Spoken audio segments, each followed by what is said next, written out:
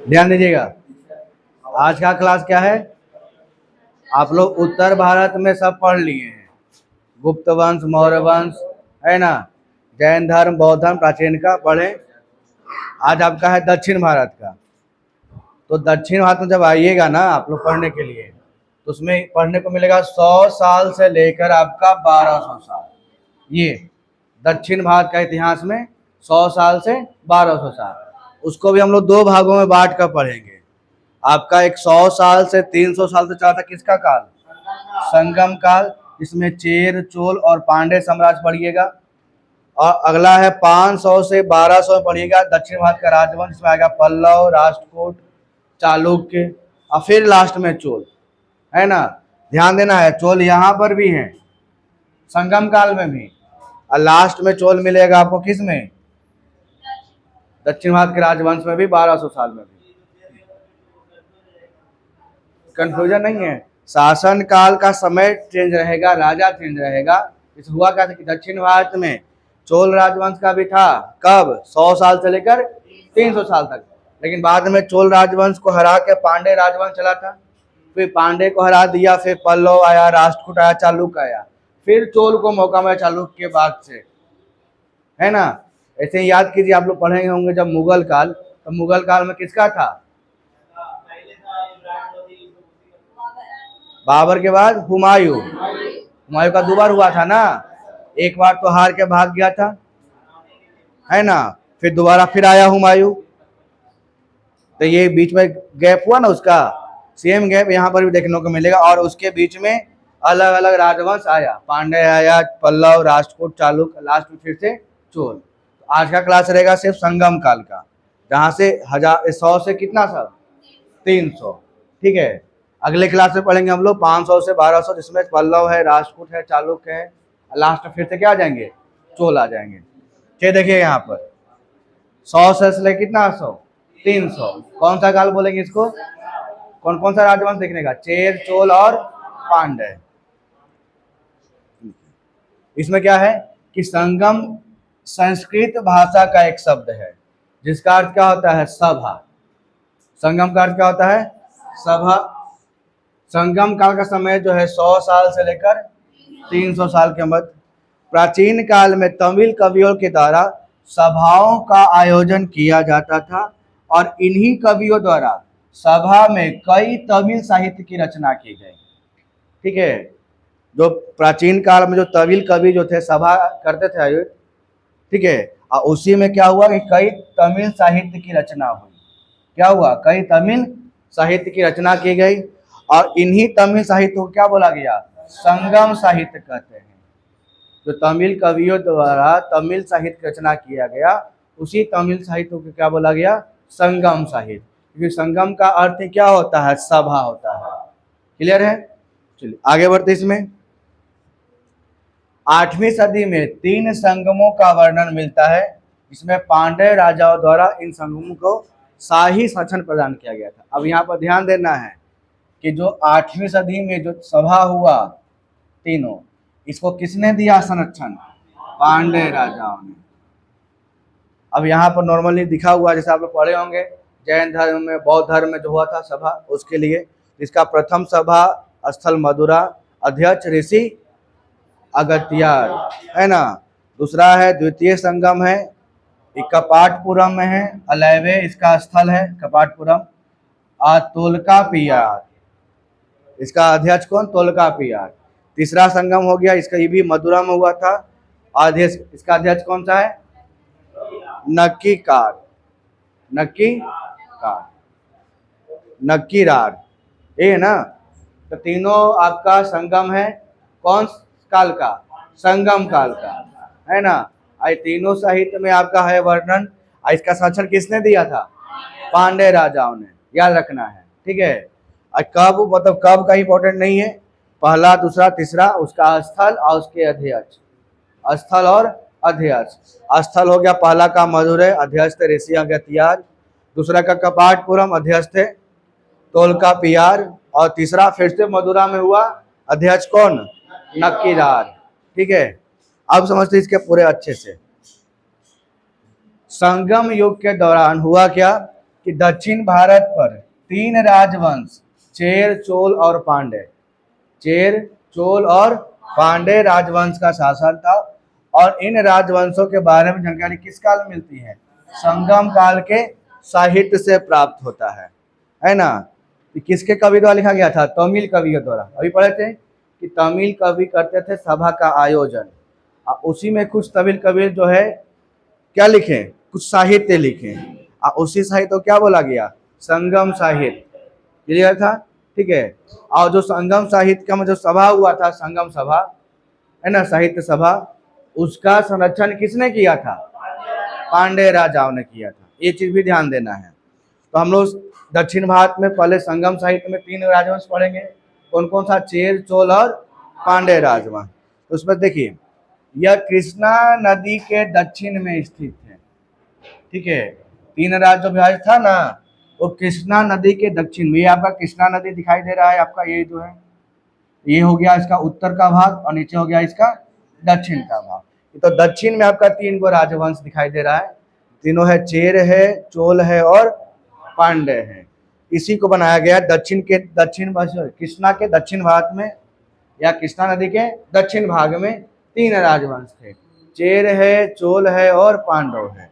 देखिए यहाँ पर उनका सबका फ्लैग भी है, झंडा। चेर राजवंश का फ्लैग यहाँ पर देखिए धनुष है, तीर धनुष। चोल में क्या है? यहाँ पर बाघ है। और पांडे में क्या है? मछली है। ठीक है, आपको उसका झंडा पर जो चिन्ह है वो भी याद रख लेना है कि चेर में क्या है? तीर धनुष। चोल में आपका बाघ, बाघ बोलेंगे, बाघ है। ठीक है, और पांडे में क्या है आपका? मछली। पांडे का याद करना आसान है। पांडे से याद आता है पांडव, पांडव के 5 भाई। अर्जुन, अर्जुन क्या किए थे? मछली के तीर में आंख मारे थे। मछली के आंख में तीर मारे थे, है ना। मछली के तीर में आंख नहीं मारे थे, मछली की आंख में क्या मारे थे? तीर मारे थे। हुआ था ना, ये सभा में हुआ था प्रतियोगिता वो। तो ये याद करना आसान हो जाएगा, मछली वाला संबंधित है। चोल हो जाएगा आपका बाघ, और चेर हो जाएगा आपका तीर धनुष। आई तीनों राजवंश किधर था? तो कृष्णा नदी के दक्षिणी हिस्से में, कृष्णा नदी के दक्षिण भाग में, चेर, चोल और पांड्य। ठीक है, अब समझते हैं इसको अच्छे से। पहले बढ़ते हैं चेर राजवंश। सही था ना, चेर राजवंश। ये यहाँ पर क्या है? उनका प्रतीक झंडा पर क्या है? तीर धनुष। यहाँ क्या लिखा है कि संगम काल के वंशों में सबसे प्राचीन वंश कौन सा था? चेर वंश था। इसका अर्थ क्या होता है? पर्वतीय देश। चेर का मतलब क्या होता है? पर्वतीय देश। केरल का प्राचीन नाम ही चेर था। यहाँ पर केरल है ना वर्तमान में, यहाँ पर कौन सा है राज्य? केरल है। तो केरल का ही प्राचीन नाम क्या था? चेर था। चेरों ने अपनी राजधानी कहाँ बनाया? वंजी अथवा करूर को बनाया। पूछेगा कि चेर की राजधानी क्या है? वंजी। क्या चेर जो है किसका प्राचीन नाम था? केरल का।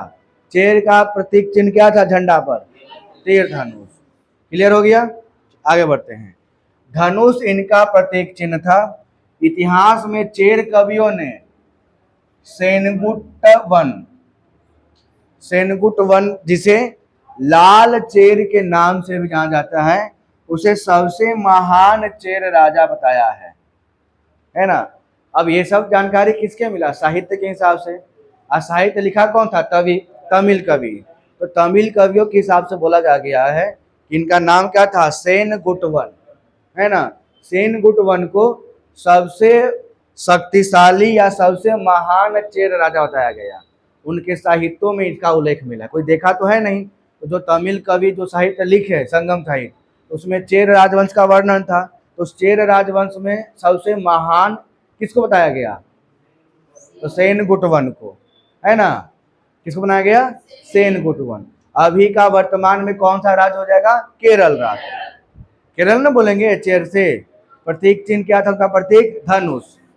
यहाँ धनुष लिखा है, इसका प्रतीक चिन्ह था, है ना, चेर राज्य। आगे आते हैं। कनगी पूजा। कनगी पूजा मतलब कि पत्नी की पूजा,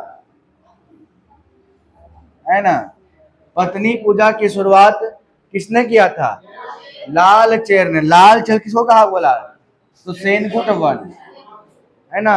सेनगुट वन को ही क्या बोला गया? लाल चेर। याद रखिएगा, ये सवाल पूछेगा कि लाल चेर किसे कहा गया? सेनगुट वन। आप पत्नी पूजा किसने शुरू करवाया? सेनगुट वन ने। पत्नी पूजा का ऐसे नाम क्या है यहाँ पर? कनगी पूजा, है ना। कनगी पूजा का मतलब होता है पत्नी पूजा। इसका शुरुआत किसने किया था? लाल चेर ने। चेर वंश का एक और प्रसिद्ध राजा था आदिगेमान।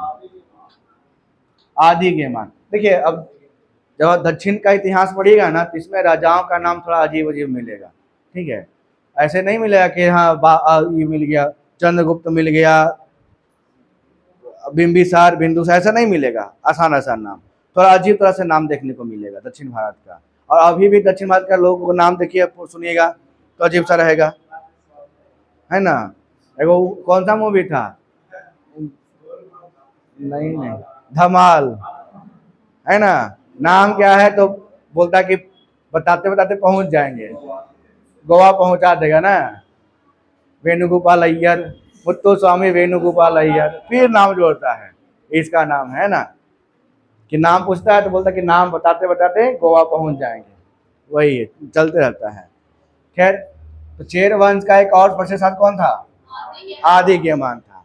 इसी आदिगेमान ने दक्षिण भारत में गन्ने खेती की शुरुआत करवाई।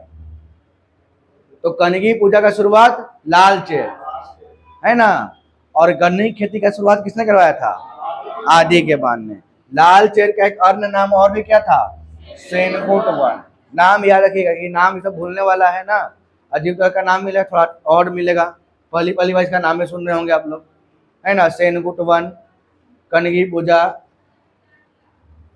तो आदिगेमान ने क्या करवाया? गन्ने की खेती दक्षिण भारत में पहली बार। कौन सा वंश का था?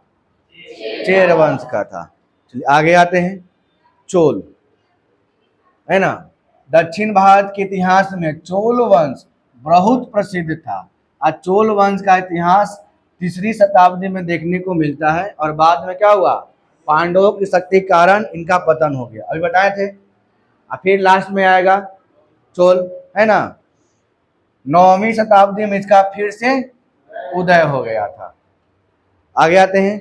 चोल वंश के बारे में प्रथम जानकारी जो मिलती है वो पाणिनि की रचना अष्टाध्यायी से मिलती है।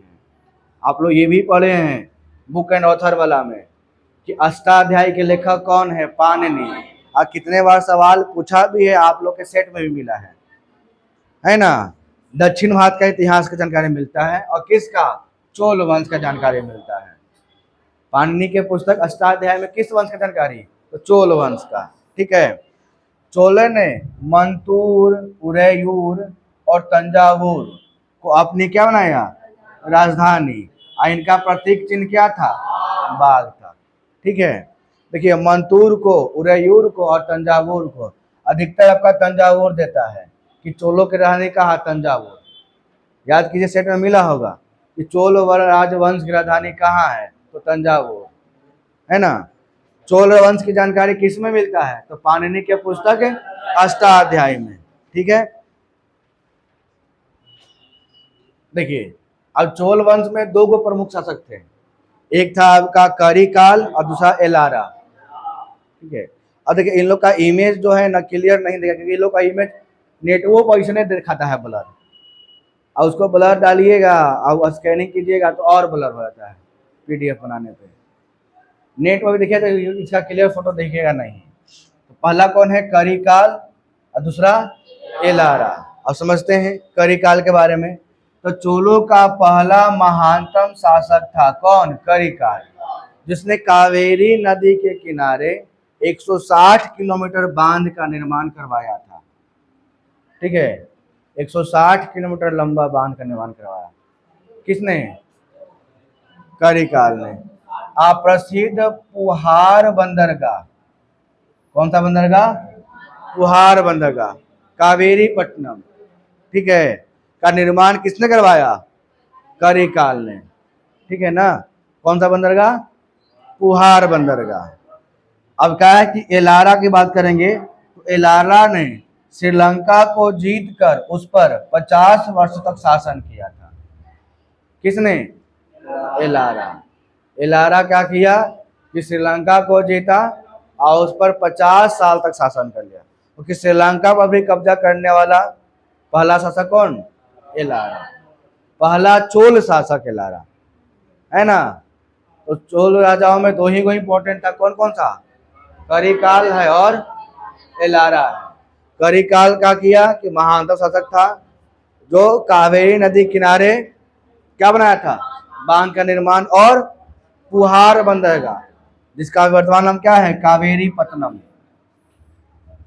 उसका उस समय का नाम क्या था? पुहार बंदरगाह, ठीक है। का निर्माण किसने? करिकाल ने। एलारा क्या किया था? श्रीलंका पर कब्जा, है ना, 50 साल तक शासन किए श्रीलंका पे। हाँ, कावेरी पत्तनम। चेक कीजिए ना, आपके पास फोन है, क्या नहीं चेक करते हैं? चेक कीजिए फिर। आइए, पांडे साम्राज्य, चेर हुआ, चोल हुआ। चोल अभी लिखवाएं कि चोल समाप्त हुआ था, पांडे का उदय हुआ तो चोल का पतन हो गया, फिर चोल अंत में आएगा लास्ट में, है ना। पांडे वंश की प्रथम जानकारी मेगास्थनीज की पुस्तक इंडिका से मिलती है। किससे मिलती है? इंडिका से मिलती है। पांडे राजाओं ने ही तीनों संगमों का आयोजन किया था, पढ़े थे ना, पहला ही पेज पे था। तीनों संगमों का आयोजन किसने किया था? पांडे राजा ने। और इसकी जानकारी मिलती है इंडिका पुस्तक, जिसके लेखक कौन है? मेगास्थनीज। ये भी सवाल पूछा है कि इंडिका का लेखक कौन? मेगास्थनीज, ठीक है। और अष्टाध्यायी के लेखक कौन? पाणिनि। और अष्टाध्यायी में किसका जानकारी मिलता है? चोल वंश का, ठीक है। पांडे वंश कैसी थी? मातृसत्तात्मक, मतलब कि माता का प्रमुखता थी। माता उनमें क्या थी? प्रमुख माना जाता था, मातृसत्तात्मक। और इनकी राजधानी कहाँ? मदुरै। पांडे की राजधानी मदुरै। चोल का तंजावुर। याद रखिएगा सब, पांडे का मदुरै, चोल का तंजावुर। 3 गो नाम था ना, उसमें सबसे ज्यादा क्या आता है? तंजावुर देगा। इनका प्रतीक चिन्ह क्या था? मछली था। इस वंश का प्रसिद्ध शासक कौन था? नोडियोन। और इसी ने समुद्र पूजा की शुरुआत की, है ना। और उसमें कौन सा था? पत्नी पूजा, लाल चेयर में, है ना। ये सब याद रखिए, आगे मिलेगा। और यह राज्य मोतियों के लिए काफी प्रसिद्ध था। किसके लिए? मोती के लिए। आगे चलकर 5वीं शताब्दी के बाद पांडवों की शक्ति छीन हो गई। क्यों?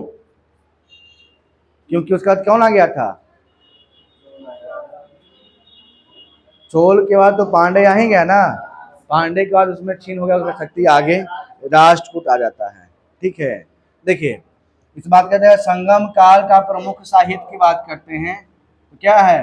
तोल्कापियम, तोल्कापियर, शिल्पाधिकारम, शिल्पाधिकारम किसने लिखा? इंगोलो आदिगल, इंगोलो आदिगल ने। और तमिलों के प्रमुख देवता कौन थे? मुरुगन थे। अभी भी अगर देखिएगा, तमिल फिल्म देखिएगा तो उसमें मुरुगन का नाम आता है ना। मुरुगन भगवान है उनके लिए देवता, प्रमुख देवता कौन? मुरुगन। तमिलों की प्रमुख देवता मुरुगन। और 2 गो तमिल साहित्य है, उसका उसमें राइटर का नाम है, साहित्य उधर राइटर है। साहित्य कौन सा? तोल्कापियम, राइटर तोल्कापियर, ठीक है। साहित्य है शिल्पाधिकारम बुक, और राइटर कौन? इलांगो आदिगल, इलांगो आदिगल। तो नाम थोड़ा अच्छे से याद कर लीजिए, ताकि नाम टेढ़ा मेढ़ा मिलेगा ना, याद करने में दिक्कत ना हो। चलिए, अब इसका देखते हैं हम लोग, इसका ऑब्जेक्टिव सवाल। लाल चेर के नाम से प्रसिद्ध वह चेर शासक कौन था जिसने कनगी मतलब पत्नी की मंदिर का निर्माण कराया था? सेनगुटवन। तमिल भाषा के शिल्पाधिकारम नामक गौरव ग्रंथ किससे संबंधित है?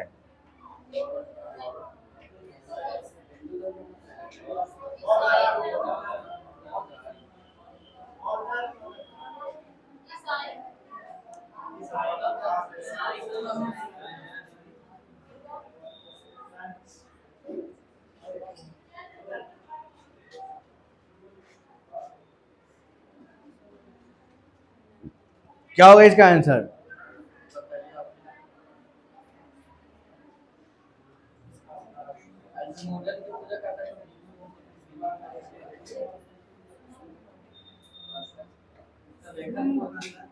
आए? हिंदू। कंफर्म हो गए?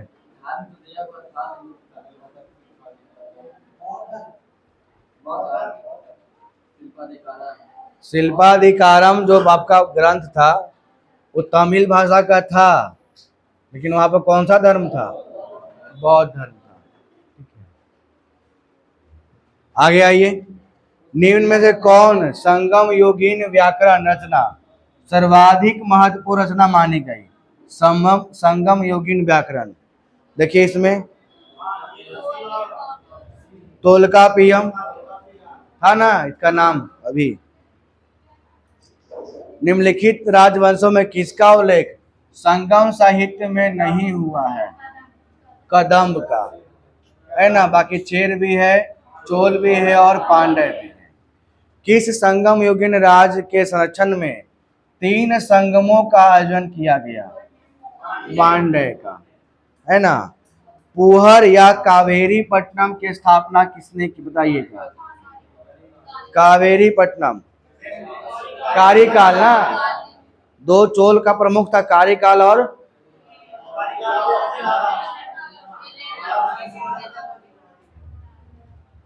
कार्यकाल। आइए मिलाना है इसको।